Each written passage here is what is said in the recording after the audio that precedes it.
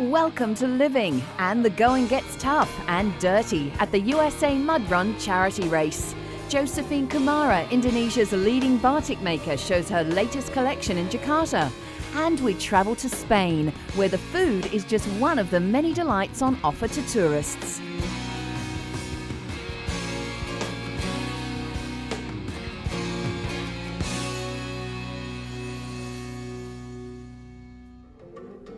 Ballet Black represents the changing face of contemporary British ballet.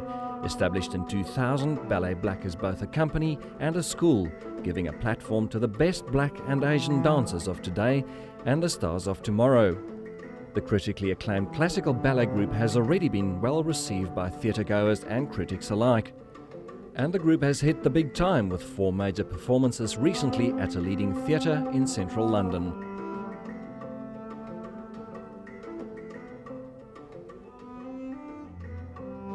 Director Casa Pancho says she set up the company to provide equality of opportunity to Black and Asian dancers, rather than to create a separate genre of Black ballet.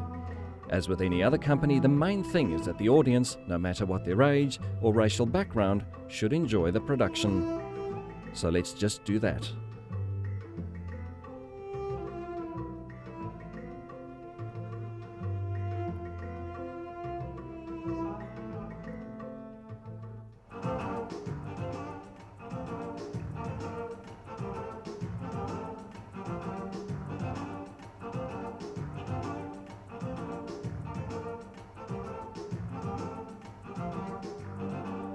Ballet Black performs solely in the UK at present, but hopes that as the company grows, it will be able to perform outside of Britain soon. Also in London, an exhibition opened recently at the Brunei Gallery, offering a photographic journey through modern Iran. It's the work of both male and female photographers, presenting views of daily life that draw a thread between ancient and modern. The works reveal each photographer's particular interest, whether it's a series of women in traditional black chandors or the younger generation going shopping. Curator John Hollingworth is in charge of the exhibition and was impressed with the depth of talent displayed. The photographers themselves are representative of the breadth of Iranian society. Indeed, half the photographers are women, and some of the youngest are only in their 20s. Out of the ordinary, though, is this sequence of bodybuilders as they prepared for competition, as a strong theme throughout the exhibition is Iranian women and how they go about their daily life. Undertaken by the Iran Heritage Foundation, an independent organisation based in Britain, the project received official approval from the Iranian government.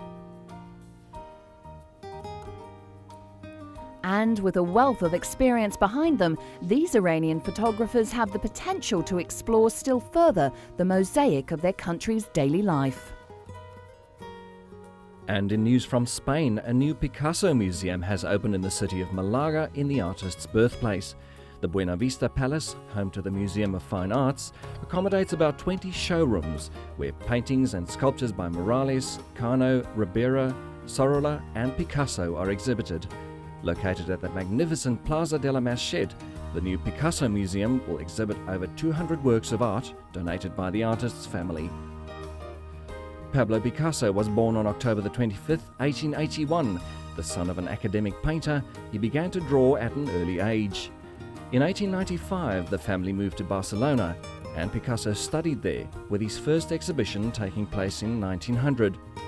A move to Paris in 1904, and the rest, as they say, is history. Picasso continued his prolific work in painting, drawing, prints, ceramics and sculpture until his death on April the 8th, 1973.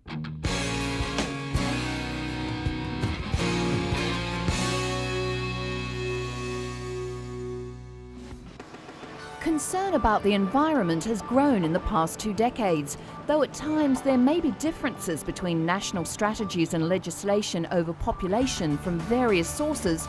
There's a general global recognition that the implications of temperature rise have to be faced. And so it was that politicians, business leaders and ecologists gathered for a conference on how best to shape the environment for the world by the year 2020. The conference was proof of growing recognition that the Earth's resources are not infinite. Since the Earth Summit in Rio de Janeiro 11 years ago, more governments have begun to see environmental issues as part of a world view. Environmentalists such as Friends of the Earth warned that clear choices had to be made, with governments needing to join together in one common approach for the future. The implications are that changes in lifestyle are needed before a series of unprecedented natural disasters strike. Better news from Thailand though, as a pair of white Bengal tigers has started a family. The twin cubs born at a zoo in Bangkok are the first white tigers to be born in captivity in the country. School children crowded to catch a glimpse of the star attractions, distinctive great cats with white fur and blue eyes. But these rare creatures are neither albino nor a separate species, but the result of a mutant recessive gene in some Bengal tigers.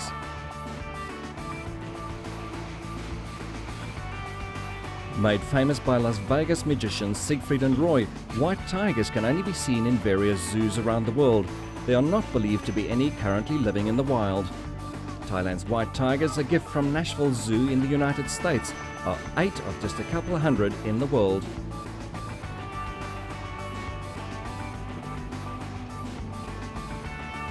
In a small veterinarian clinic in central Bangkok, visiting cats and dogs have had quite a surprise of late.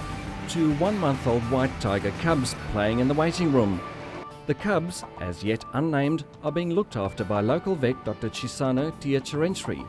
As is common in animals born in captivity, their mother refused to care for them, so Dr. Chisano has taken them in. They will be cared for until they are 2.5 months old, when they will be returned to their parents in the zoo. And feeding time is a much anticipated business.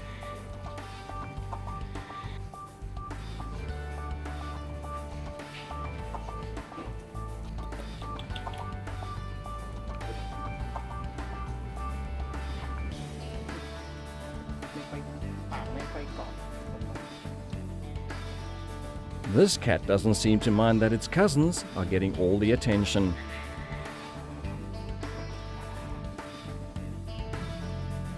Fortunately for the 2 cubs, they don't seem to mind the intrusive lens of the cameras, something they'll need to get used to. With an estimate of only 270 white Bengal tigers left in the world, it's important that they do receive as much attention as possible. And for Dr. Chisano, the residency at his clinic provides an ideal opportunity to educate people on the need for conservation. In Thailand, as in many Asian countries, tigers are widely hunted by poachers, used for exotic recipes and in traditional Chinese medicine. It's hard to believe, isn't it?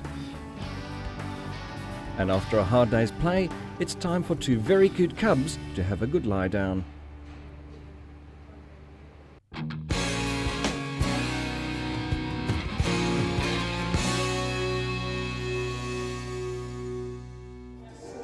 The latest collection from Indonesia's leading batik maker showcased Bin House's signature designs, combining stitch dyeing, woven textiles, embroidery, patchwork and smocking with traditional batik making techniques. True to her one-of-a-kind style, Josephine Kamara, owner of the famous fashion house, still favoured the use of lightweight and soft-hued fabrics over heavier materials used in traditional batiks. Known as Oben or simply Bin, 48-year-old Josephine and her team have again succeeded in creating contemporary batik designs without losing its traditional characteristics. Batik is a process of printing fabric in which parts not to be dyed are covered by wax. Hundreds of fashion aficionados, including Indonesian President Megawati Soekarnoputri, turned up to see the latest creations. Offbeat kebaya tops, another signature work of Oben, transformed the otherwise formal Javanese blouse into a more casual and contemporary look. Oben, however, downplayed the concept of modern versus traditional, with her new designs giving more emphasis on colours, and traditional Javanese motifs from Solo and Cirebon dominated the show.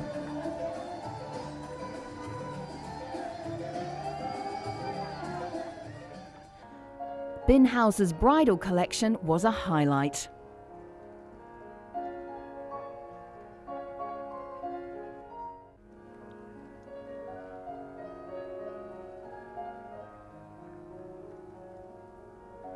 Oben employs more than 2,000 weavers, batik makers, dyers, tailors and seamstresses, all of whom she calls artisans in villages across the island of Java.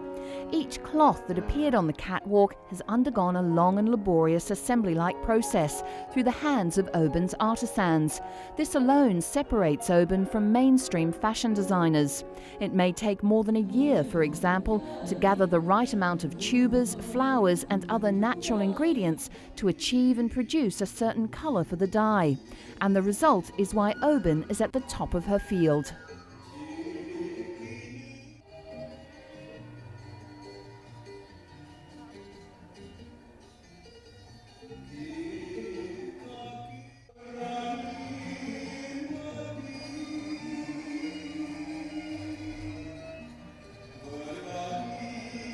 Starting her business locally 2 decades ago, Oben now owns more than 30 retail outlets worldwide, including Japan, Singapore, Taipei, Hong Kong, Malaysia, the United States and Europe.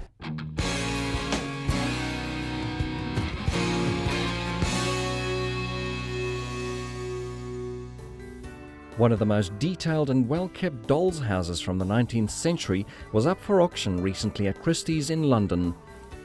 And the house, featuring some 15 rooms jam-packed with furniture and tiny figures, was expected to reach between $50,000 and $75,000 US. It's called Dingley Hall, and inside is a world of activity set in the 1870s.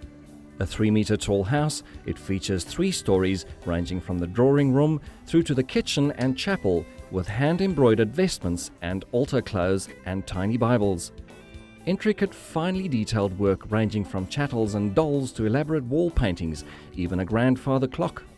And surprise, it was built by 2 little boys, 2 brothers, Lawrence and Isaac Curry. Their father was a banker from Hampshire. The 2 boys furnished and decorated it, and since the 1950s the doll's house has been in the Bethnal Green Museum of Childhood.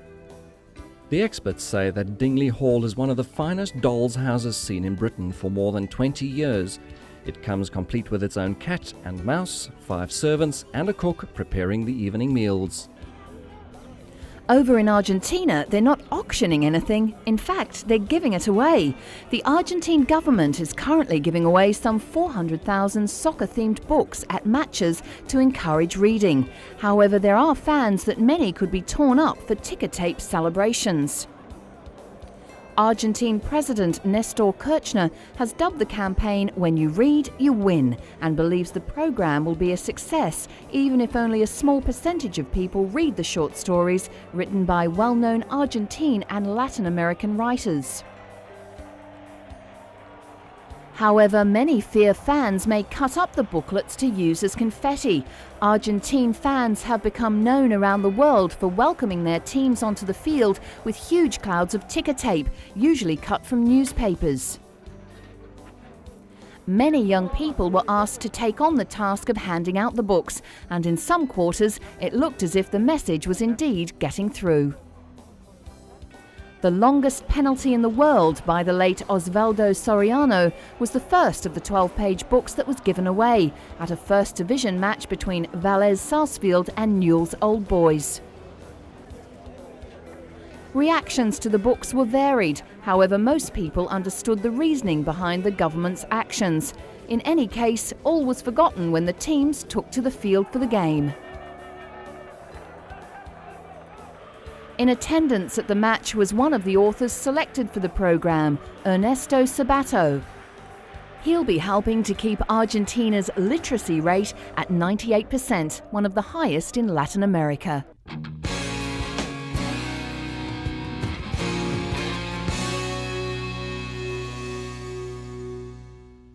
Despite wars, political repression and economic malaise, the Arab world is seeing a steadily growing participation of women in business and other public spheres. And to this end, speakers at the second annual meeting of the Arab International Women's Forum called for wider recognition of the progress being made by Arab women throughout public life. The forum was set up in 2001 to help professional women across the Arab world exchange experiences and push for more opportunities to play their part in the development of Arab societies. Egypt's First Lady Suzanne Mubarak made such an appeal in her keynote address. Even in the most socially conservative Arab societies, women are quietly making major contributions outside the traditional family sphere. In the Saudi capital Riyadh, women account for 51% of university graduates and own 34% of businesses. There's little doubt these motivated Arab businesswomen will take the lead in widening opportunities for others to the benefit of all Arab societies. At the end of a long day's work, wouldn't it be nice to wander down to the local spa to wind down? Well, in Hungary, you can.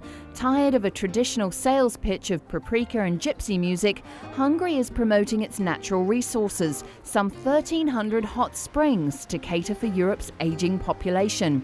For Hungarians, taking the waters is part of the culture, and in the centre of the capital, Budapest, every day thousands of people enjoy thermal baths in Csechenyi Pool, Europe's largest health spa. The pool offers a variety of water therapies and is famous for the chessboards provided for bathers in the water.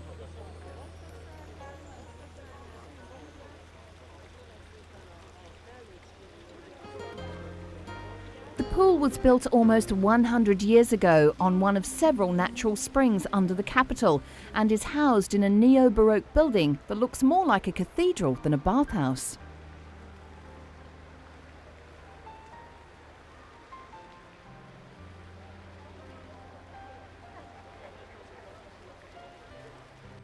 The country, sitting in the Carpathian Basin, is blessed with thermal springs that gush millions of litres of hot, mineral-rich waters from deep underground almost everywhere you go.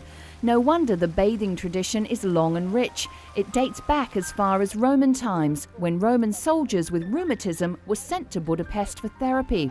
Companies drilling for oil usually find water instead, water rich in calcium, sulfur, chloride and a host of trace elements, which when absorbed by the body help soothe and cure ailments, from aching joints and bad backs to skin and muscle complaints and respiratory problems. Many of Hungary's larger spas, like Herviz, have modern techniques and therapies, offering a range of state-of-the-art health products, from dentistry and laser eye surgery to fitness gyms, massage, mud packs and plastic surgery. Herviz is a southern Hungarian spa resort and is home to Europe's largest hot water natural lake. Its visitors are mainly German and Austrian tourists, who on average stay 2 to 3 weeks.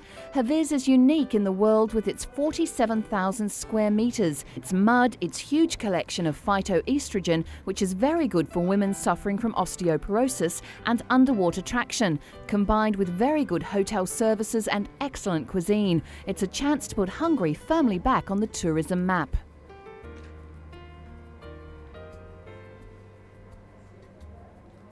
However, some Hungarian experts admit it's a hard sell to get some countries' nationals to take to the healing waters. There's a huge cultural gap when it comes to treating ill health with water, with Anglo-Saxons, for example, being mainly orientated to drug treatments of ailments. But Hungarian officials and hotel managers are optimistic about the future.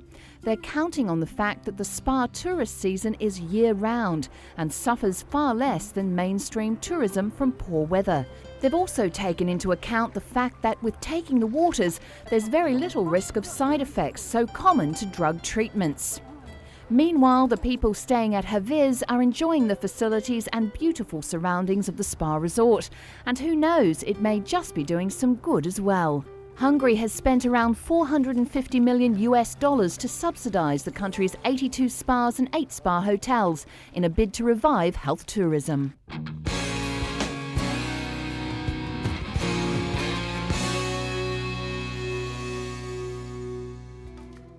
Our travel destination this week is sunny Spain, where you'll find a celebration of diversity with an excellent climate, delicious cuisine and joie de vivre. Spain's coastal playgrounds are renowned throughout the world, and there's also the chance to discover the country's exceptional monumental heritage in and around the towns and villages along the way. Once you've been out exploring, you can relax in the comfort of your hotel, or perhaps take in a gym session, or spend time in the pool. Ready to eat? Dining in Spain is one of the most pleasurable activities of daily life, and owing to the quality and variety of produce, it's one of the world's best. And the most famous dish of all is paella. Whether made with meat or seafood, it's top of the list to try. And we haven't forgotten the beaches, the Costa Brava, the Costa Dorada, the Costa Blanca. These are just some of the names by which this stretch of the Spanish Mediterranean coast is known. And don't forget to see the amazing Andalusian horses as they put through their paces. Whether it's on a budget or going 5-star, taking a trip to Spain means to live an experience that you will never forget. Discover it.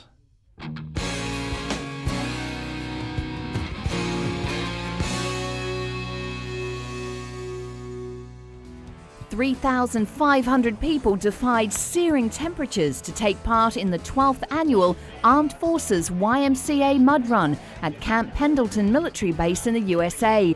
The 10-kilometre course was riddled with obstacles, and the runners had to scramble through 9 metres of sand on their knees, jump over tyres placed on the trail, and navigate their way through a fake combat town. Putting the mud run together every year is a task and a half, but this year's committee chairman believed it was all worth it because the run was expected to raise close to $97,000. The money goes to support the many different programs on offer for Marines and their families. And they're off.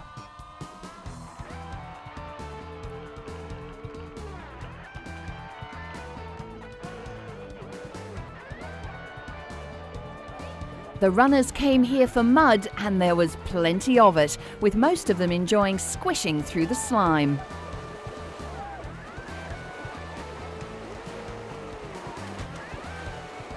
However, the drop on the other side of the fence left some up to their necks in murky water. After getting through all that, they headed for the river, thinking that obstacle wouldn't be too bad, but they didn't bargain on the water being ice cold. Wet and freezing, they scrambled up the bank on the other side, knowing that they didn't have far to go.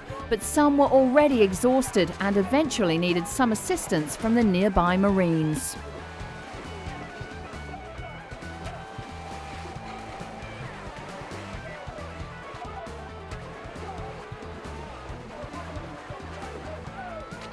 Oops! A series of pipes was next.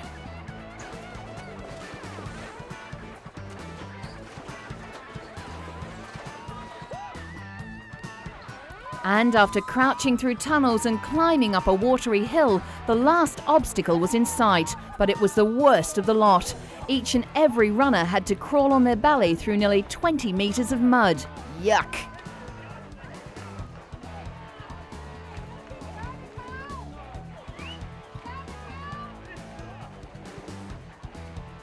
After a quick hose down, it was all over for another year. And as they headed for the tents, the pain and tiredness from the race was already forgotten. It was time to work out next year's strategy over a cold glass of beer.